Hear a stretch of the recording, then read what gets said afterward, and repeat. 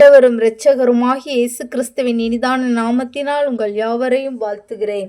இந்த தியானத்திற்காக எடுத்துக்கொள்ளப்பட்டதான வசனம் ஆபகுக் 2ஆம் அதிகாரம் 3ஆம் வசனம். குறித்த காலத்திற்கு தரிசனம் இன்னும் வைக்கப்பட்டிருக்கிறது. முடிவிலே அது விளங்கும், அது பொய் சொல்லாது. அது தாமதித்தாலும் அதற்கு காத்திரு, அது நிச்சயமாய் வரும், அது தாமதிப்பதில்லை. அல்லேலூயா. என் அன்பு தேவனுடைய பிள்ளைகளே, நம்முடைய ஒவ்வொருத்தருடைய வாழ்க்கையிலும் ஒவ்வொரு தரிசனத்தை தேவன் வைத்திருக்கிறார். சில நேரம் அந்த தரிசனம் நம்முடைய வாழ்க்கையில் நிறைவேறுவதற்கு தாமதமாகி கொண்டிருக்கலாம்.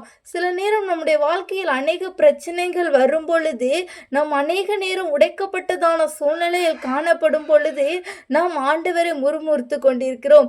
நாம் இந்த உலகத்திற்கு வந்ததற்கான நோக்கம் என்ன? கடவுளுடைய திட்டம் நம்முடைய வாழ்க்கையில் என்ன?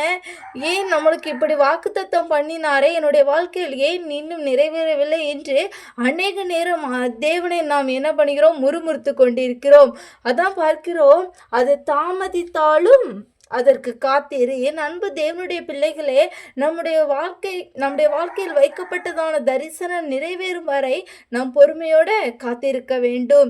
நாம் பொறுமையோடு காத்திருக்கும் பொழுதே அந்த தரிசனம் நம்முடைய ஒவ்வொருத்தருடைய வாழ்க்கையிலும் கண்டிப்பாக நிறைவேறும். அவருடைய வசனத்திற்கு செவி கொடுத்து அவருக்கு பிரியமாய் வாழும் பொழுது நம்முடைய வாழ்க்கையில் அவர் வைத்திருக்கிறதான தரிசனத்தை நிறைவேற்றுவார். இதே போல நாம் ஒவ்வொருவரும் பொறுமையோடு நாம் காத்திருப்போம். ஜெபத்தோடும் ஒரு பரிசுத்தத்தோட வாழ்க்கையில அவருக்கு கீழ்ப்படிந்து நாம் பொறுமையோடு காத்திருக்கும் பொழுது நம்முடைய வாழ்க்கையில் வைத்திருக்கிற தரிசனத்தை தேவன் நிறைவேற்றுவாராக.